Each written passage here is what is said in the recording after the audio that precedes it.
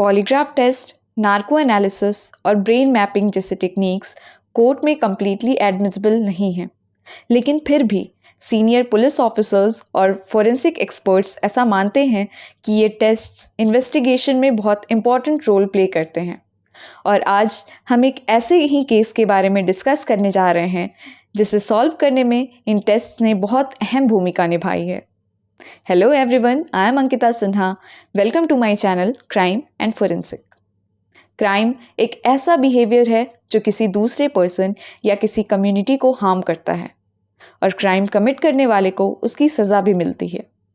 इस वीडियो में हम बात करने वाले हैं एक पॉपुलर क्रिमिनल केस की, जो है निठारी सीरियल मर्डर। साल 2006 में उत्तर प्रदेश के नोएडा शहर के पास के एक गांव निठारी से एक ऐसा केस सामने आया जिसने पूरे देश को दहला दिया। शुरुआत हुई साल 2003 में, जब नोएडा के निठारी गांव के सेक्टर 31 से कुछ बच्चों और लड़कियों के लापता होने की खबर आई। बहुत सारे मिसिंग रिपोर्ट्स लिखवाए गए, लेकिन पुलिस के द्वारा कोई एक्शन नहीं लिया गया। 8 फरवरी 2005 को 14 साल की रिम्पा हल्दर गायब हुई। उनके पेरेंट्स ने कई कोशिशें की मिसिंग रिपोर्ट्स लिखवाने की, लेकिन नाकाम रहे। फिर मार्च 2005 में मोहल्ले में कुछ लड़कों को क्रिकेट खेलते वक्त निठारी गांव के बंगलो नंबर D5 सेक्टर 31 के पास के एक नाले से एक कटा हुआ हाथ नजर आया। इस मामले की सूचना पुलिस को दी गई और पुलिस ने उस हाथ को किसी जानवर की डेड बॉडी बताते हुए गांव वालों से इस घटना को भूल जाने को कहा। 7 मई 2006 को पायल नाम की एक लड़की ने अपने पिता नंदलाल जी से बताया कि उसे मोनिंदर सिंह पंढेर के बंगलों में किसी काम से जाना है, लेकिन इसके बाद वो मिसिंग हो गई। पिता नंदलाल ने कई कोशिशें की मिसिंग कंप्लेंट करने की, लेकिन पुलिस ने कंप्लेंट लेने से मना कर दिया। थक कर नंदलाल जी ने जून 2006 में नोएडा SSP को अप्रोच किया और SSP के ऑर्डर पर पुलिस ने इन्वेस्टिगेशन को स्टार्ट किया। इनिशियली पायल के फ़ोन को ट्रेस करके लोकेशन का पता लगाया गया और पायल के मोबाइल के कॉल रिकॉर्ड्स में पुलिस को बंगलो नंबर D5 के नौकर सुरेंद्र कोहली का नंबर मिला, जिसने पायल को उसके लापता होने के एक दिन पहले कॉल किया था। अब पुलिस ने फर्दर इन्वेस्टिगेशन के लिए कोहली को अरेस्ट किया, लेकिन पंढेर ने उसे जल्द ही छुड़ा लिया। यहाँ पुलिस के हाथ ज़्यादा कुछ तो नहीं लगा, लेकिन पायल के गायब होने में कोहली का इन्वॉल्वमेंट सामने आ चुका था। इस तरह के इन्वेस्टिगेशन से निराश होकर पायल के पिता नंदलाल जी ने 7 अक्टूबर 2006 को कोर्ट का दरवाज़ा खटखटाया। फिर कोर्ट के ऑर्डर पर पुलिस ने इन्वेस्टिगेशन को रीस्टार्ट किया और पुलिस को पंढेर के बंगलों के आसपास से बहुत सारे प्लास्टिक बैग्स मिले, जिनमें ह्यूमन स्केलेटन्स थे। 29 दिसंबर 2006 को बंगलों के मालिक मोनिंदर सिंह पंढेर को नौकर कोहली के साथ अरेस्ट कर लिया गया। ह्यूमन बोन्स के मिलने का सिलसिला जारी रहा, लेकिन मर्डर को प्रूव करने के लिए ये काफ़ी नहीं था। अब तक इस केस से पूरे देश में सनसनी फैल चुकी थी और लोग न्याय की मांग कर रहे थे।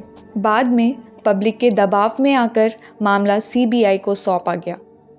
7 जनवरी 2007 को पंढेर और कोहली का गांधीनगर में उत्तर प्रदेश पुलिस के द्वारा नार्को एनालिसिस, पॉलीग्राफ टेस्ट और ब्रेन मैपिंग टेस्ट कंडक्ट कराया गया और इसके बाद जो खुलासे हुए वो दिल दहला देने वाले थे।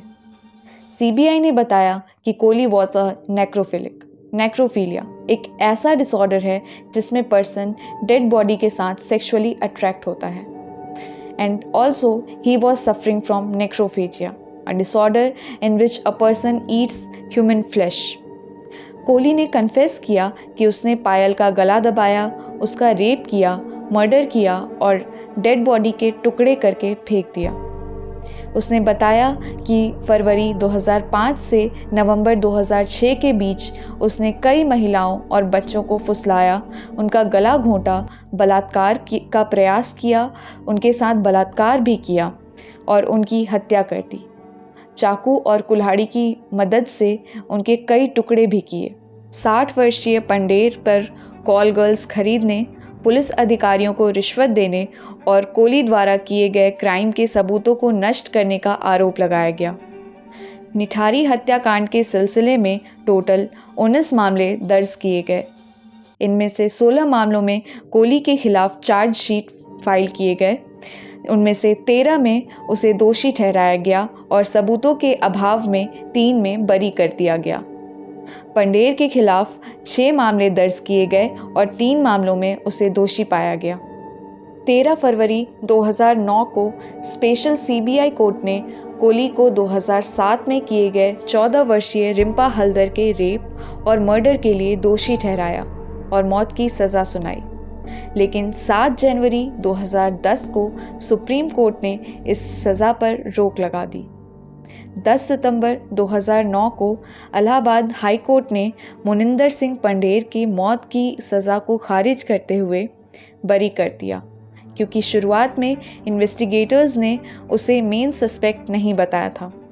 लेकिन ट्रायल के दौरान उसे को अक्यूज्ड के रूप में समन किया गया था। 24 जुलाई 2017 को पंडेर और कोली दोनों को सीरियल रेप और मर्डर के लिए दोषी पाते हुए फांसी की सज़ा सुनाई गई। तो ये थी निठारी सीरियल मर्डर की पूरी कहानी। और अब ये जान लेते हैं कि फॉरेंसिक साइंस का कितना कंट्रीब्यूशन रहा इस केस की सच्चाई को सामने लाने में। सबसे पहले ह्यूमन रिमेन्स की ऑटोप्सी को कंडक्ट किया गया और इस ऑटोप्सी या पोस्टमार्टम एग्जामिनेशन से cause of death, nature of injury और पीड़ितों की पहचान करने में मदद मिली।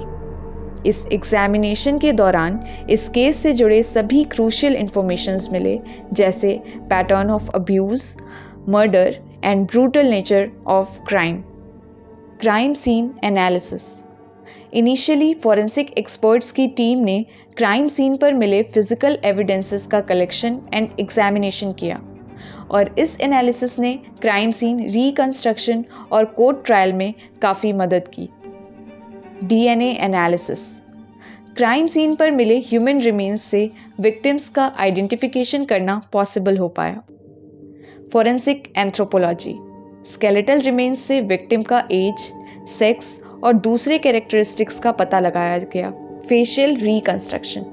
स्केलेटन्स में मिले क्रैनियम या खोपड़ियों की मदद से फेशियल रिकंस्ट्रक्शन किया गया। Forensic psychiatry and psychology. Forensic science की इस फील्ड ने अक्यूज के माइंडसेट और बिहेवियर को समझने में बहुत हेल्प किया और इन इंफॉर्मेशन से अक्यूज के मेंटल स्टेट और उसके द्वारा किए गए इस जघन्य अपराध के मोटिव और एक्शंस को समझने में मदद मिली। Polygraphy, narco analysis and brain mapping. इस केस में सबसे इम्पॉर्टेंट रोल प्ले किया है इन टेस्ट्स ने। इस टेस्ट से कल्प्रिट का डिटेल साइको एनालिसिस किया गया और यहीं से कोली के नेक्रोफिलिक, पेडोफिलिक, पैराफिलिक और नेक्रोफीजिया डिसऑर्डर्स के होने का पता लगा। नेक्रोफिलिक means a person who is sexually attracted to a dead body. Pedophilic is sexual perversion in which children are preferred as sexual object. Paraphilic means intense sexual arousal and necrophagia is the act और practice of eating corpse। तो इस video में बस इतना ही। अगर आपको ये video और ये कहानी अच्छी लगी हो तो इस वीडियो को लाइक करें और चैनल को सब्सक्राइब करें।